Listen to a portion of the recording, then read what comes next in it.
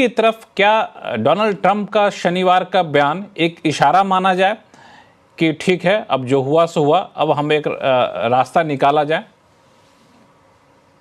हालांकि हम सब लोग हमेशा कहते हैं कि राष्ट्रपति ट्रंप के बारे में कुछ भी भविष्यवाणी करना बहुत मुश्किल होता है। पर जैसा आपने खुद कहा कि 48 घंटे में अभी कोई बहुत आक्रोश वाला या नकारात्मक वहां से कोई टिप्पणी या कोई सोशल ट्वीट वगैरह नहीं आया है। तो आखिरी जो बात उन्होंने कही वो व्हाइट हाउस में पत्रकारों से बात करते हुए जब पूछा गया कि भाई आपने कहा कि we have lost India and Russia to China, तो उन्होंने कहा कि उसके जवाब में उन्होंने कहा कि नहीं, हमारी स्पेशल रिलेशनशिप है, प्रधानमंत्री ग्रेट प्राइम मिनिस्टर हैं वगैरह वगैरह। तो ये एक तरह से उनको भी शायद लगा कि एक रेड लाइन क्रॉस हो गई थी ये बात कहने से। और उनके साथ साथ चाहे वो स्कॉट बेंसेट हो, उनके पीटर नवारो हो, उनकी तरफ से भी जैसे बहुत आक्रामक भाषा का इस्तेमाल हो रहा था, तो वहां भी शायद ये लगा कि शायद रेड लाइन क्रॉस हो रही है। और ये एहसास शायद इसलिए भी हुआ कि जब भारत शंघाई सहयोग संगठन के शिखर सम्मेलन में गया, तो ये भारत का अमेरिका के साथ जो तनाव है, ये रूस और चीन को लगा कि बहुत अच्छा अवसर है उनके लिए भारत को अपने इस खेमे में डालने का। और उस शिखर सम्मेलन में राष्ट्रपति शी जिनपिंग ने जोर देकर अमेरिका की बुलिंग की तरफ संकेत किया, उनकी कोल्ड वॉर माइंडसेट की तरफ संकेत किया और कहा कि उथल पुथल जो दुनिया में है वो भारत चीन मिलकर उसमें स्थिरता लाने की कोशिश करेंगे। फिर राष्ट्रपति पुतिन ने मल्टीपोलरिज्म का फिर से किस्सा छेड़ दिया। और उसके बाद लूला डा सिल्वा ब्राजील के जो राष्ट्रपति हैं, उन्होंने कहा कि ब्रिक्स का एक खास सम्मेलन बुलाया जाएगा।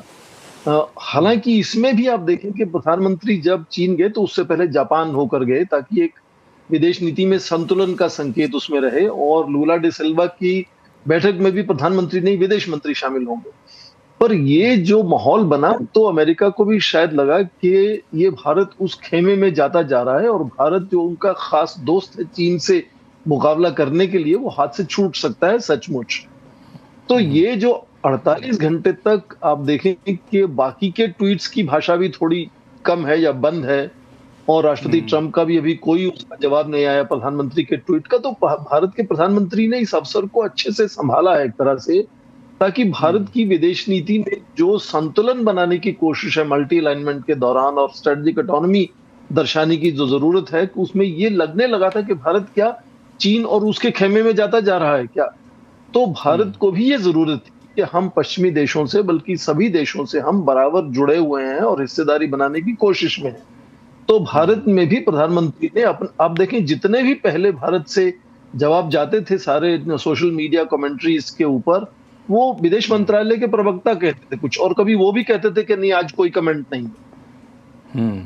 इस अवसर पर जब राष्ट्रपति ट्रंप ने ये कहा कि प्रधानमंत्री हमेशा से अच्छे दोस्त हैं, अच्छे प्रधानमंत्री हैं, हमारा स्पेशल रिलेशनशिप है, और जब पूछा कि क्या व्यापार पर बात हो रही है, तो उन्होंने कहा मेरी व्यापार संधि पर सभी देशों से बातचीत चल रही है। तो उसमें बहुत ज्यादा प्रो इंडिया ना भी हो, पर एंटी इंडिया कोई उसमें सेंटिमेंट नहीं था, और वो वहां ठहराव है अभी फिलहाल।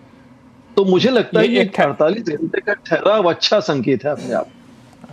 48 घंटे का अगर हमें अब सबसे बड़ा पॉजिटिव क्या है कि हम ट्रेड टॉक को वापस से शुरू करें, तो ट्रेड टॉक वापस शुरू करने से पहले क्या कुछ और पॉजिटिव बयान का इंतजार कर लें हम लोग कि वाकई ट्रंप एडमिनिस्ट्रेशन चाहता है कि अब हमें अच्छे से रिश्ते बना के रखने हैं, कि नहीं इतने पर हम लोग शुरू कर सकते हैं? एक तो पहले एम्बेसडर प्रभुदयाल की बात को मैं दोहराऊंगा कि रिश्ते बिल्कुल खराब नहीं हुए हैं। बहुत से दूसरे क्षेत्रों में बातचीत भी हो रही है, हिस्सेदारी भी बनी हुई है। हाल ही में एक 2+2 डायलॉग जो होता है, रक्षा मंत्री विदेश मंत्री भारत के रक्षा सचिव और विदेश सचिव से बात करते हैं अमेरिका से, वो भी रिवाइव हुआ है। तो क्योंकि रिश्ते कई दशकों से कई क्षेत्रों में बने हुए हैं, तो बहुत सी जगह काम अभी चल रहा है।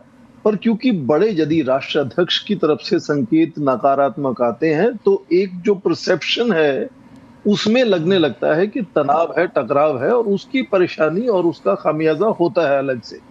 तो इसलिए यदि राष्ट्रपति ट्रंप चाहे कि टकराव होना चाहिए भारत के साथ, तो उसका नुकसान होगा भारत को, उसका नुकसान अमेरिका को भी होगा। तो क्योंकि उस बड़े संकेत में बदलाव आया है कि अब राष्ट्रपति ट्रंप ने जो आखिरी बार भारत के बारे में टिप्पणी की, वो सकारात्मक टिप्पणी थी और भारत चाहेगा और भारत कोशिश कर रहा है। आप देखें कि कॉमर्स मिनिस्टर पीयूष गोयल बार-बार कह रहे हैं कि वो उनको पूरी भरोसा है कि नवंबर से पहले एक किसी तरह का बायलैटरल ट्रेड एग्रीमेंट हो जाएगा। विदेश मंत्री भी कह रहे हैं कि हाँ, इनकी दोस्ती हमेशा से थी इस तरह से और रहेगी भी। तो ये जो वहां से एक अवसर मिलता है भारत को कि किस तरह से फिर से ताल्लुकात अपने अच्छे बनाए जाएं।